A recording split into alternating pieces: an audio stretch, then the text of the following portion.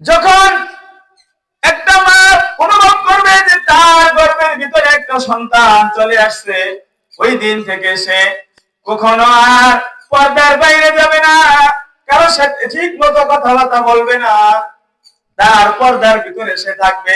এরকম করে যদি সে তার সন্তানের জন্য মেহনত করতে পারে, তাহলে সন্তান ভূমিষ্ঠ হওয়ার পরে ওই সন্তান সৎ সন্তান হবে, আদর্শ সন্তান হবে, আলেম সন্তান হবে, সমাজের সেবক হবে, মানুষের উপকারী হবে।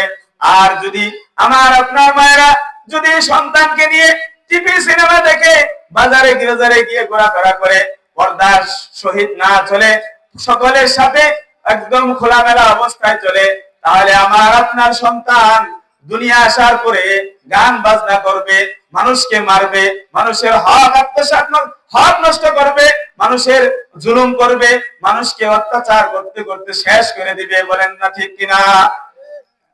তাহলে আমার আপনার যেমন করণীয় আছে, সন্তানের করণীয় আছে, বাবার কি আছে? করণীয় আছে। এখন একটা সন্তানের অধিকার আদায় করার জন্য একজন বাবার সর্বপ্রথম দায়িত্বটা হলো যে তার মাকে সুন্দরভাবে নির্বাচন করা। বুঝছেন কথা আমার? বুঝছেন আপনারা? বলেন তো কি বলছি? একটা সুসন্তানের জন্য সর্বপ্রথম একজন পুরুষের দায়িত্ব হলো যে সে যে বাড়িতে বিবাহ করবে, ওই বিবাহ যে মেয়েটাকে করবে, এই মেয়েটাকে বিবাহ করার আগে অনেক কিছু তার জন্য দেখা জরুরি। কি কি জরুরি বলেন? অনেক কিছু জরুরি। কি কি জরুরি? অনেক কিছু জরুরি। এক নাম্বার, হযরত রাসূলুল্লাহ সাল্লাল্লাহু আলাইহি ওয়াসাল্লাম বলেন, মানুষ তার কারণে বিবাহ করে, চারটি জিনিস দেখার পরে মানুষ বিবাহ করে। তুনকাহুল মারআতু লিআরবাইন, লিমালিহা ওয়া লিজামালিহা ওয়া লিহাসাবিহা ওয়া লিদীনিহা ফাসফার বিযাতিদ দ্বীন। মানুষ যখন বিবাহ করে, বিবাহ করার সময় চারটি জিনিসকে সামনে রেখে সে বিবাহ করে। এক নাম্বার শর্ত হলো সে সৌন্দর্য দেখে, দুই নাম্বার কারণ হলো সে মাল দেখে, তিন নাম্বার কারণ হলো তার পেশা দেখে, চার নাম্বার হলো ধর্ম দেখে। রাসূলুল্লাহ সাল্লাল্লাহু আলাইহি ওয়াসাল্লাম বললেন, তুমি যখন বিবাহ করবে, বিবাহ করার সময় তুমি তোমার যে ঘরের স্ত্রীকে নিয়ে আসবে, সেই স্ত্রীর নিয়ে আসার সময় তুমি দিনকে প্রাধান্য দিবে। কি কে প্রাধান্য দিবে বলেন? দিন প্রাধান্য দিবেন। বুঝেন আপনারা? দিন বুঝেন?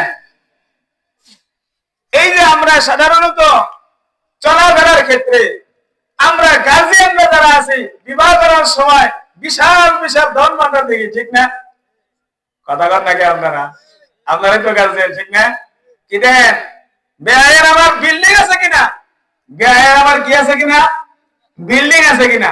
এরপরে দ্বিতীয় নম্বর হলো সুন্দর আছে কিনা। কি আছে কিনা? সুন্দর আছে কিনা। দ্বিতীয় নাম্বার হলো মেয়েদের বিবাহ করাবো, বিবাহ চাকরি আছে কিনা। যদি চাকরি না থাকে কি করবো, কি খাবো? চিন্তা করছেন? গল্প কি করে?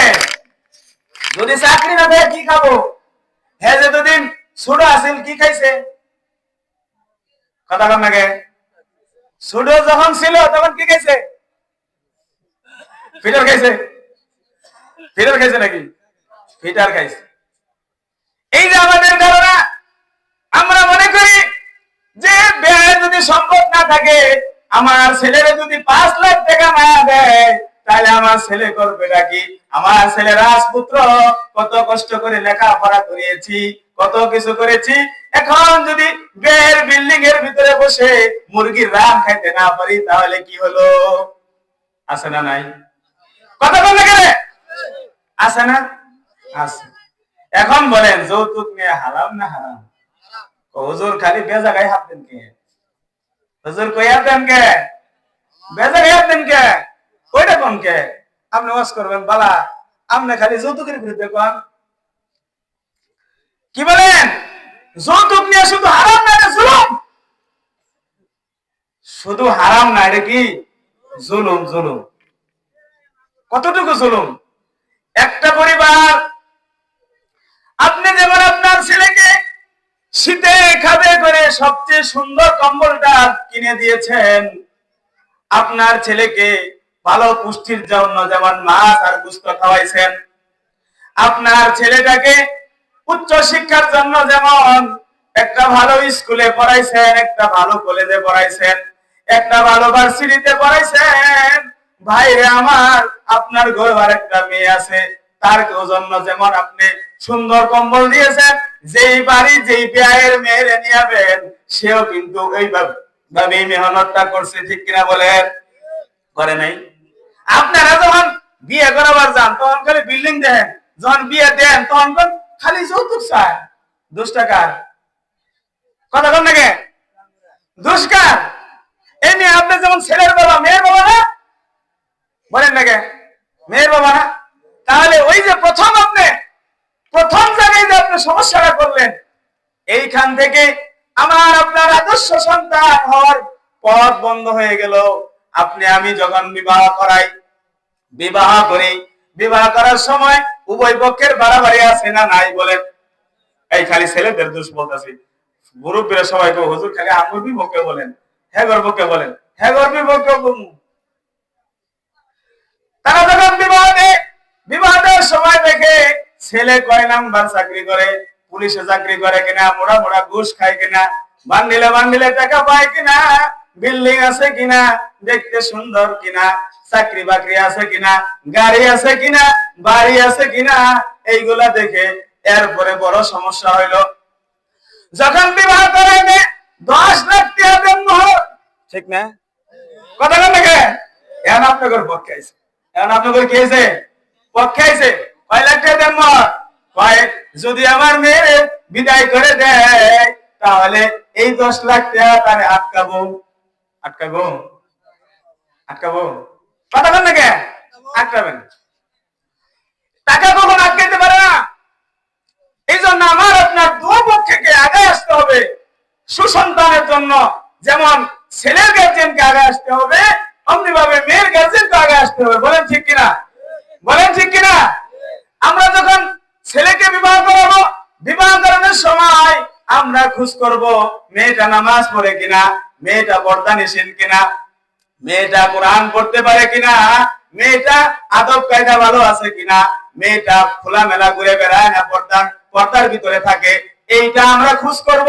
এবং ছেলেকে বিবাহ দেওয়ার সময়, করানোর সময় আমরা খেয়াল করব ছেলে নামাজ পড়ে কিনা, জুমার নামাজ পড়ে কিনা, 5 ওয়াক্ত নামাজ পড়ে কিনা, দিনদারির সাথে চলাফেরা করে কিনা, দাড়ি রাখছে কিনা, মুরব্বীদের সম্মান করে কিনা, এই সমস্ত দেখতে হবে। কিন্তু আমরা এই সমস্ত জিনিস না দেখে দেখি ছেলের গাড়ি আছে কিনা, বাড়ি আছে কিনা, সরকারি চাকরি আছে কিনা। যদি সরকারি চাকরি পাওয়া যায় মেয়েটারা দেওয়ার জন্য পাগল হয়ে যায়। বলেন না ঠিক কিনা? তাহলে আপনিই তো প্রথম রাস্তাটা বন্ধ করলেন। বন্ধ করছেন কিনা? তাহলে আপনি যখন রাস্তাটা বন্ধ করেন, তখন আবার যখন এই মুসিবত আপনার মেয়ের ঘরে আসে, তখন আপনি আবার কান্নাকাটি করেন না? কথা বল না কেরে? করেন না? করেন। দেখবেন আমার মায়েরা বেজার হয়ে যাবো, আমার মা বোনেরা বেজার হবে। বাস্তব ঘটনা কইতেছি, শুনেন।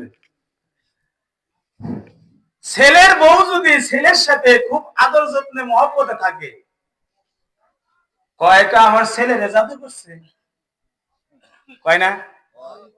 কয়েন আমার সাথে কথা কয়েন, কথা কয় না?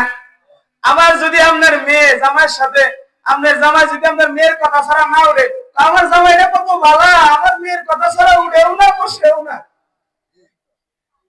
কয় না? আচ্ছা কোন তো ছেলে মেয়ে সুখে থাকুক এটা আপনি চান না? আপনার ছেলে সুখে থাকুক এটা চান না? তাহলে ওরা স্বামী স্ত্রী, ওরা কি সারাদিনে কিলাকিলি করবো না মহব্বত করবো? কিলাকিলি করলে আপনি খুশি না মহব্বত করলে খুশি? যখন মহব্বত করে তখন আপনার গন আমার বলে জাদু করছে।